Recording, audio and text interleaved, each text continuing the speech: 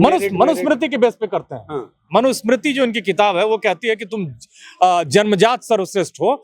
मैंने अभी आंकड़ा दिया ना कि भारत की जो 50 केंद्रीय विश्वविद्यालय उसमें 5 ओबीसी हैं, 1 दलित है, 1 आदिवासी है। आप इधर लीजिए एग्जीक्यूटिव में, पीएमओ में एक भी ओबीसी का सेक्रेटरी नहीं था 5 साल पहले। 1-2 हो गए होंगे। SC ST के कितने आप जानते ही हो। जेसी ओवेंस का नाम सुना होगा आपने, बहुत बड़ा लॉन्ग जंप का ओलंपिक गोल्ड मेडलिस्ट था, जिसको आज तक कोई पीछे नहीं छोड़ पाया। तो आपने कभी मौका दिया नहीं, जिनको जहां होना चाहिए वो नहीं है, तो कैसे देश बेहतर बनेगा? आपने हर जगह दरवाजे बंद कर रखे हैं, चाबियां आपके पास हैं।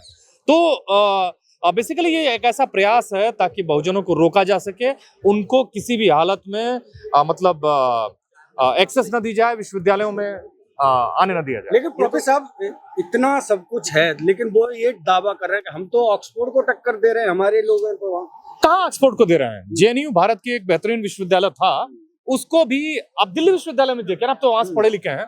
दिल्ली विश्वविद्यालय में एक प्रिंसिपल है, पता करिए क्या नाम है उनका।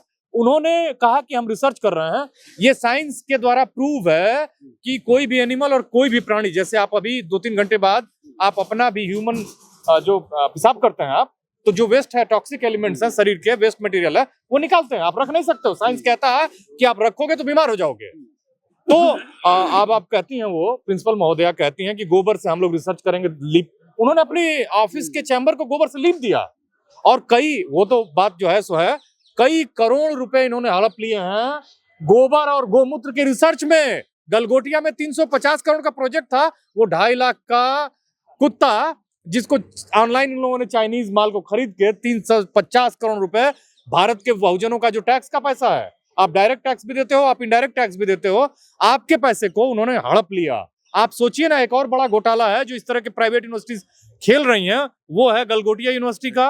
वो है अब तमाम, इन्होंने क्या किया कि ये तमाम पेटेंट कराते हैं, पैसे लेते हैं, उनको अप्रूव नहीं कराते हैं। और आप देख लीजिए, अप्रूवल अभी भी IITs और भारत के जो इंस्टीट्यूशन है उनमें ज्यादा है, इनमें अप्रूवल रेट नहीं है। मेरिट होने का दावा क्यों करते हैं? किस बेस पे करते हैं मेरिट? मनुस्मृति के बेस पे करते हैं। हाँ। मनुस्मृति जो इनकी किताब है वो कहती है कि तुम जन्मजात सर्वश्रेष्ठ हो, इस आधार पर वो दावा करते हैं। भारत के बहुजन दावा नहीं करते हैं, उनको दावा करना होगा, उनको कहना होगा कि हम इंसानियत और अपनी क्षमता के बल पे, अपने श्रम के बल पे ये दावा करते हैं कि हम तुमसे श्रेष्ठ हैं, और हम ही इंसानियत मानवता की स्थापना करेंगे इस देश में, हम ही भारत को विश्वगुरु बनाएंगे। तुम्हारी विचारधारा जो है वो तो भारत को विश्व के गर्त में ले जा चुकी है। अच्छा, पहले से जो रेगुलेशन लागू था उससे और इसमें क्या अंतर आप देख रहे हैं? दूसरे रोहित एक्ट की जो बात हो रही है, वो इसमें शामिल कराने में आगे क्या स्टेप लेने वाले? पहला तो ये सवाल जो आपने कहा कि उसमें क्या अंतर है, मैंने अपनी शुरुआत में ही क्लियर कर दिया था कि जो 2012 का रेगुलेशन था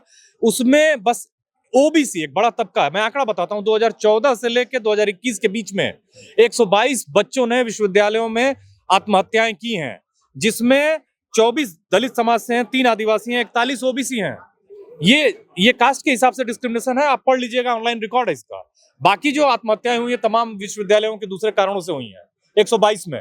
तो भारत सरकार ने इसमें जाति क्या, एक्चुअली ये कमेटी थी, सुप्रीम कोर्ट ने ही कहा था, तो उस संसदीय कमेटी ने रिकमेंड किया कि ये जाति के आधार पर जो उत्पीड़न है, इसके लिए इसका एक रेमेडी ऑफर की जानी चाहिए। वो किया गया, तो कुछ लोगों ने बवाल किया, सुप्रीम कोर्ट ने स्टे लगा दिया। पहली बात। दूसरी बात आपने क्या पूछी थी? Rohit act actually full proof वो व्यवस्था करता है, खास करके दलित, आदिवासी और पिछड़े छात्रों का। तो रोहित एक्ट के लगने से कोई इस तरह का दुस्साहस नहीं करेगा। आप मानते हैं कि अभी जो रेगुलेशन आया है उसमें बहुत सी कमियां, बहुत कमियां, जैसे मैंने उसको पढ़ा है, और मैं आपको बताऊं कि उसमें सबसे बड़ी कमी क्या है कि इंस्टीट्यूशन का जो हेड है वो उसका चीफ होगा। उसमें एक्चुअली आबादी के हिसाब से 60% ओबीसी, SC ST भागीदारी होनी चाहिए। उसमें 3 प्रोफेसर्स की बात है, दिव्यांग की बात है, एक नॉन टीचिंग ऑफिशियल की भी बात है, तमाम तरह के लूपहोल्स हैं उसमें। मैंने अभी आंकड़ा दिया ना कि भारत की जो 50 केंद्रीय विश्वविद्यालय उसमें 5 ओबीसी हैं, 1 दलित है, 1 आदिवासी है। वाइस चांसलर, तो सारे हेड तो वही हैं इंस्टीट्यूशन के। तो वो आप बोलिए कि अगर इनके अधिकारी हैं वाइस चांसलर और ये प्रोफेसर हैं या डीन हैं, इनको तमाम काम पड़ते हैं, वो रोक लेंगे उनका अगर वो उनके हिसाब से जजमेंट नहीं लेंगे। आप जानते हुए कि प्रैक्टिकल चीजें नहीं है। तो भारत में कैसे काम हो रहे हैं आप देख ही रहे हो। आप देखो ना कि भारत में कितने प्रोफेसर हैं, कितने प्रोफेसर आए हुए हैं इस मीटिंग में, कितने प्रोफेसर आ रहे हैं? बहुत कम हैं जो अपने सामाजिक सरोकारों को, बाबा साहब भी वकील थे, कोलंबिया से पढ़े थे, बहुत वकील थे, दलित और ओबीसी उस समय भी, लेकिन कितनों ने अपने समाज को पेबैक किया? नहीं किया। क्या ये पॉलिटिकल परेशानी भी है बीजेपी के लिए कि पहली बार यूजीसी में ओबीसी को स्थान दिया गया यूजीसी गाइडलाइंस में, क्या ये यूजीसी में ओबीसीज और SC/STs के यूनिटी को खतरा मानते हैं पॉलिटिकली? क्या ये भी परेशानी है? देखिए ऐसा है कि जब से बीजेपी आई है, ये यूनिटी बेसिकली क्या है कि जो ओबीसी SC/ST है उसको इन्होंने नजदीक लाया है। नजदीक का मतलब है कि देखिए बाबा साहब ग्रेडेड इनइक्वालिटी की बात किया करते थे। ग्रेडेड इनइक्वालिटी, वो कहते थे कि जो जाति व्यवस्था है ना चौमंजिला इमारत की तरह है। एक्चुअली इसमें जातियों के विदिन जो उपजातियां उसमें भी श्रेष्ठता और निम्नता का पैमाना है। तो बाबा साहब यही कहा करते थे कि ओबीसी अपने को श्रेष्ठ समझता है दलितों से, आदिवासियों से। उस दूरी को थोड़ा सा कम किया, ज्यादा कम किया, क्योंकि इन्होंने अपना उत्पीड़न बढ़ा दिया। इन्होंने उत्पीड़न खूब किया। जैसे 5000 लोगों का इस विश्वविद्यालयों में, दिल्ली विश्वविद्यालय में अपॉइंटमेंट हुआ है। आप पता करिए ईडब्ल्यूएस क्या है, आपको मिलना चाहिए था। रिजर्वेशन तो जो होना चाहिए था SC/ST और ओबीसी को प्रोपोर्शनल पहले होना चाहिए था। वंचित तो कोई मांग रहा था ईडब्ल्यूएस के लिए, कोई आंदोलन हुआ था? हाँ, तो फिर सवर्ण आर्मी हो गई, सवर्ण समाज रोडों पे आ रहा है, कह रहा है कि ये लागू हुआ तो गृह युद्ध हो जाएगा। बिल्कुल। देखिए गृह युद्ध, उनसे पूछिए कि वो कितने प्रतिशत हैं कि गृह युद्ध कर लेंगे। गृह युद्ध कौन करेगा? नहीं, वो कैसे गृह युद्ध हो जाएगा? आप दूसरों का अधिकार, आप जुडिशरी में जो डेमोक्रेसी के 3 पिलर्स हैं, आप उसका एग्जांपल लीजिए।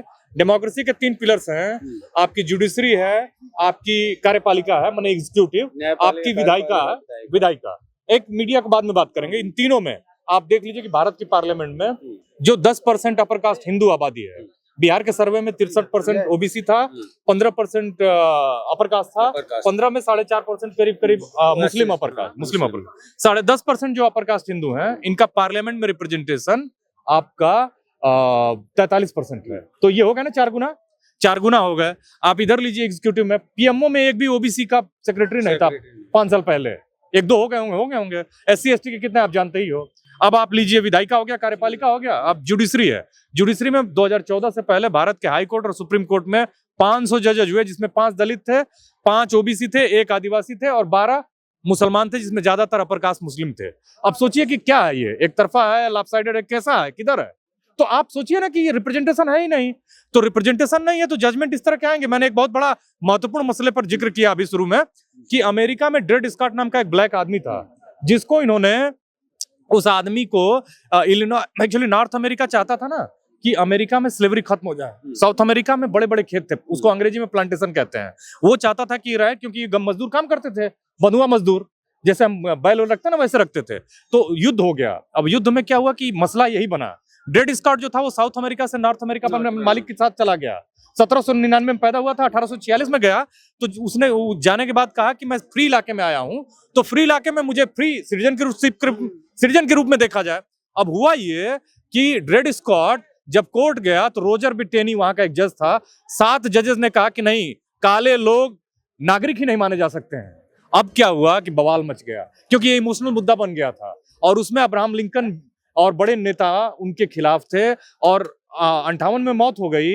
किसकी? ड्रेड स्कॉट की। तो ये तो इंडिया में भी था ना, तो वोट देने के राइट। बिल्कुल अमेरिका में भी सिविल राइट्स। एक फिल्म है, आप देखिएगा, मार्शल करके एक फिल्म है। मैं कहूंगा दर्शकों से, जो हमारे श्रोता हैं या देखने वाले हैं, आप मार्शल फिल्म, थरगुड मार्शल, जो अमेरिका का पहला ब्लैक सुप्रीम कोर्ट का जज बना, उसकी कहानी है कि उसको कोर्ट में खड़ा नहीं होने देते थे, उसको कोर्ट में खड़ा होकर जिरा नहीं करने देते थे, बात नहीं करने देते थे। आप इस मार्शल फिल्म को देखिएगा और आप देखिएगा कि आपके शरीर में जो खून है वो जोर जोर से बहने लगेगा, अगर आप समता की विचार रखते हैं, विचारधारा में विश्वास करते हैं। तो कुल मिला के ड्रेड स्कॉट मर तो गया, उसी की वजह से अमेरिका में सिविल वार हुआ और अमेरिका में काले लोगों को आजादी मिली। तो बात कर रहे हैं ना। तो वो अब अगर सिविल वार, ये समय मनु के समय का नहीं है, ये जो समय है उसमें भारत के बहुजन 5% ही सही लेकिन जाग गए हैं। तो कहां से जागे हैं? क्या ये लागू कर पाएंगे? लागू, देखिए सरकार, ये आपका बहुत ही महत्वपूर्ण सवाल है। 19 मार्च को जो दूसरी सुनवाई, मुझे नहीं लगता है कि ये बहुजनों के फेवर में आएगी। लड़ाई लंबी है, लोगों को तैयार रहना होगा और जो भी निर्णय हो, बहुजनों को अपनी एकता पर काम करना होगा। अगर आपके विरोध में आया, क्या सुप्रीम कोर्ट का निर्णय स्वीकार होगा? बिल्कुल स्वीकार होगा, क्योंकि सुप्रीम कोर्ट इस देश की सबसे ऊपर की कोर्ट है। लेकिन अगर लोगों को लगता है कि इसमें वो उससे असंतुष्ट हैं, तो सबसे बड़ी पार्लियामेंट जो है वो देश की रोड है, सड़कें हैं, आपकी कोर्ट है, लोगों की कोर्ट है। लोगों की कोर्ट से बड़ी कोर्ट कोई कोर्ट हो ही नहीं सकती।